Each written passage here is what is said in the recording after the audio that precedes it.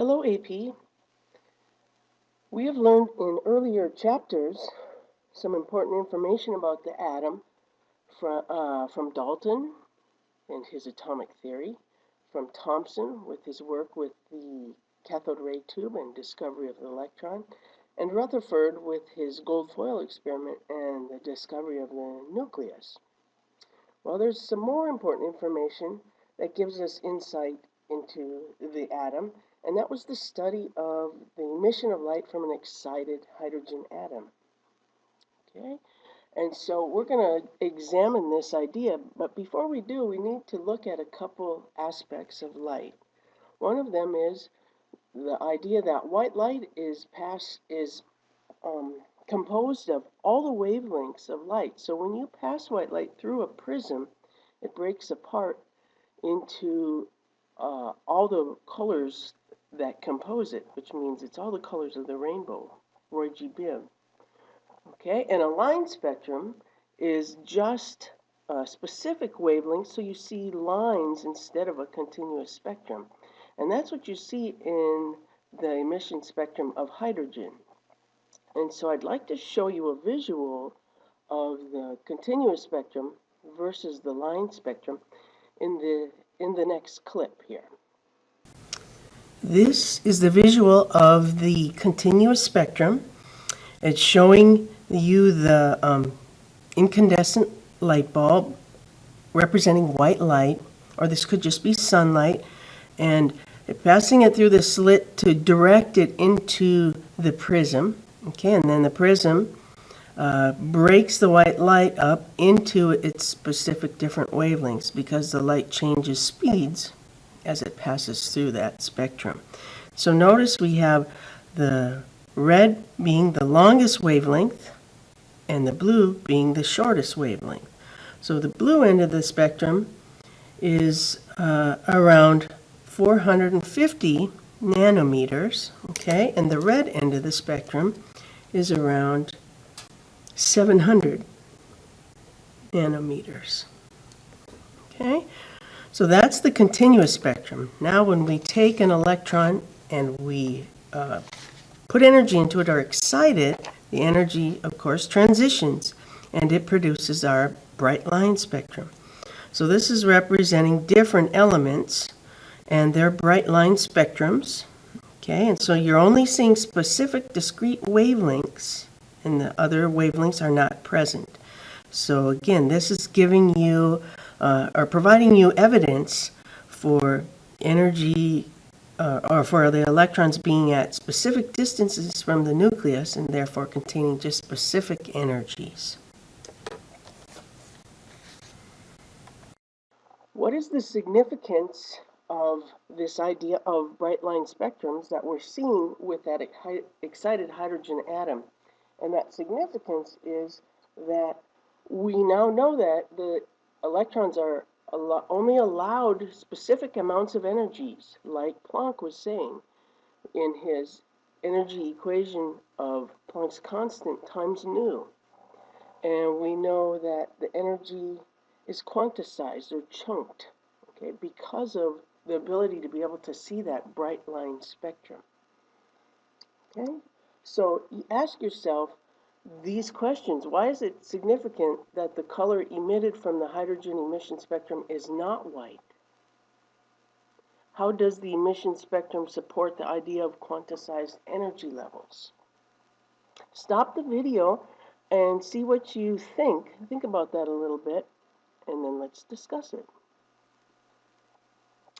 I think that if the levels weren't quantized, we'd probably see white light, meaning all the wavelengths would be released, and that would mean that the electron could be at any distance from the nucleus, which would totally destroy the whole bright line theory.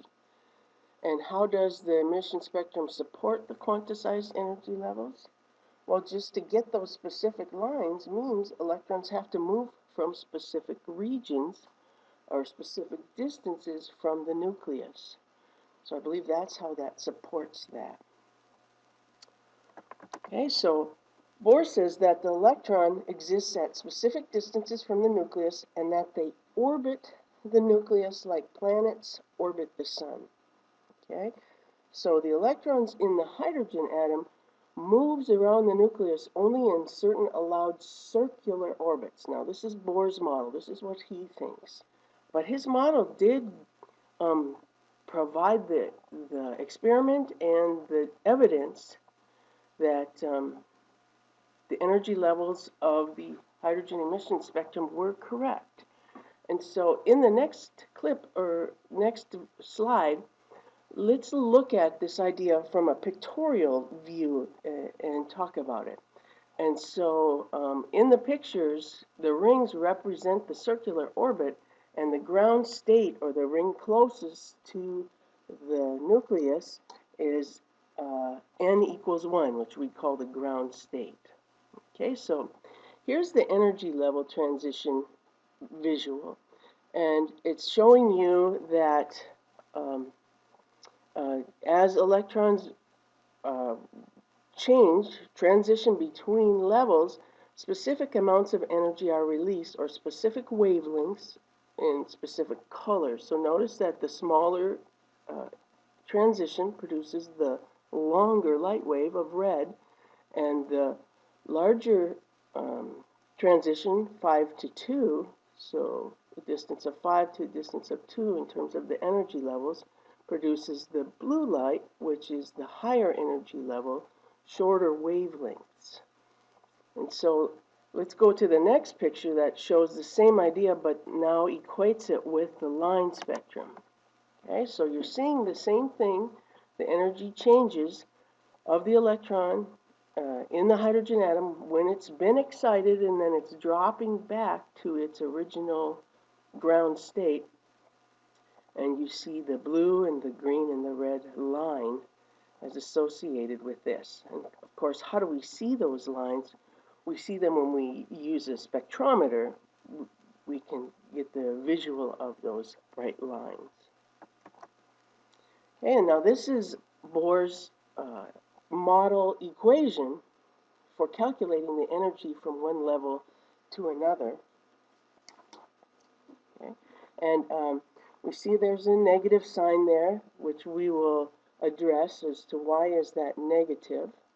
Okay, and we see that the top value in the fraction where the energy levels are, we've got the number 1, and that represents the atomic charge, meaning there's only one proton in the nucleus.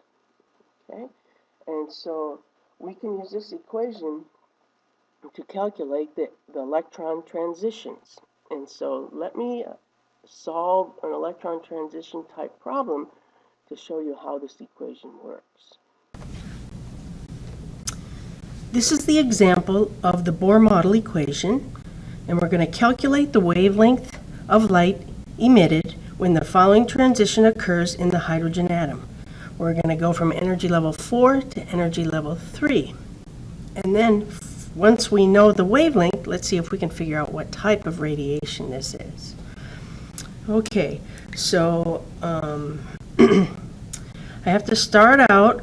Let's look at the equation. Okay, we've got the equation. Let's see, it's negative 2.178 times 10 to the negative 18th joules. And then we've got Z over N, and our Z is 1 because there's one proton in the hydrogen atom. Okay, and then N is the energy level in which we are working with. Okay, and so I've filled in my equation. So now let's go ahead and let the calculator do the solving. So we've got 1/16 times this value, and I end up with negative 1.36 times 10 to the negative 19 joules of energy.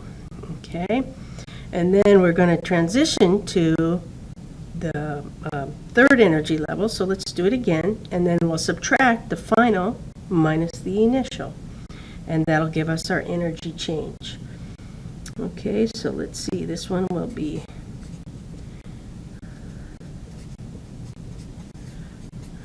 the 18th joules.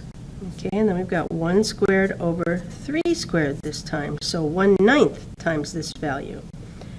And that gives us negative 2.42 times 10 to the negative 19th joules. Okay, so now let's take our final value, leaving the units off, and subtracting our initial. Okay, that's a plus plus. We end up with negative 1.06 times 10 to the negative 19th joules. Okay, so that's our delta E, our change in energy.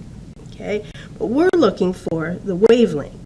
So now we've got to use the equation that we got earlier when we were talking about Max Planck. Okay, and so we've got E equals hc over lambda.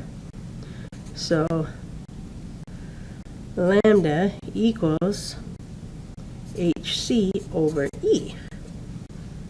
So now let's plug in our values. So h is Planck's constant. Okay, speed of light, I'm going to use 3. Okay, and then our energy in joules. Let's see, what was it again? Let's see, negative 1.06 times 10 to the negative 19th joules. Okay, so all units canceling, we're going to end up with meters, which is what we want for a wavelength. Okay, so I'm going to let the calculator do the work, and I end up with 1.88 times 10 to the negative 6 meters.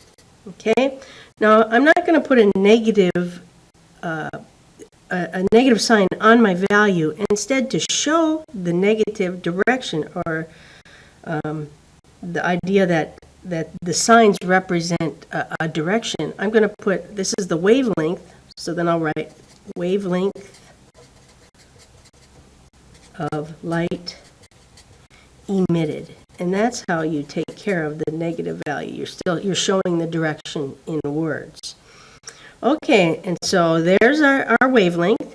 And now what type of radiation is this? Well, I have to go to the electromagnetic spectrum.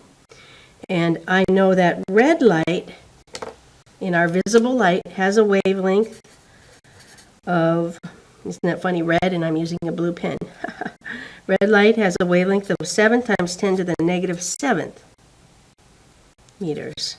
Okay, and so our wavelength is slightly longer than that, so we've got to drop below the visible light, and so we're in the outer edges of infrared. See how they get that name? Infra meaning below, so we're slightly below the red of visible light. And so that's how you solve a electron transition type problem.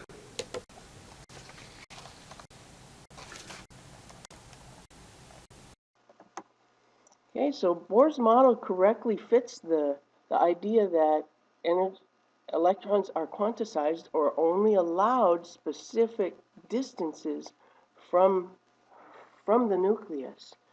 And the more tightly the electron is bound, meaning the closer it is to the nucleus, its energy becomes more negative, because the reference point to that value is the idea that 0 is an electron that's totally removed from the atom's electron cloud.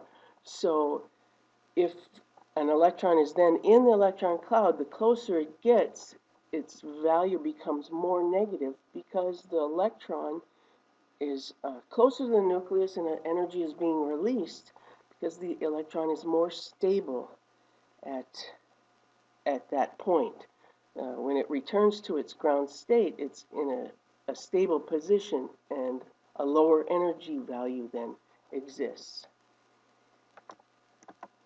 Okay, so we find Bohr's model is incorrect because it only works for the hydrogen atoms. And remember, his model suggested that the electrons move around the nucleus in a circular orbit.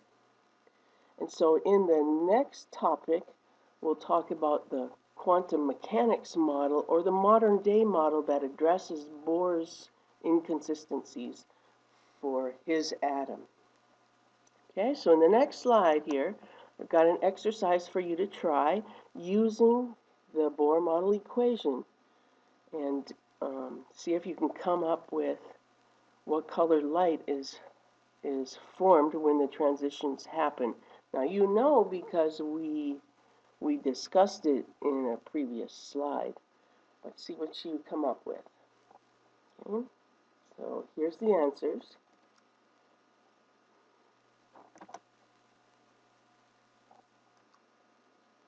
Okay, and then which transition results in the longest wavelength? Well, of course, that's the smallest transition because it releases the least amount of light, or least amount of energy. Okay, so hopefully you tried that with the equation, the Bohr model equation, and to see if you could get those values. Okay, and so that's it for today's lesson on the Bohr model and atomic structure.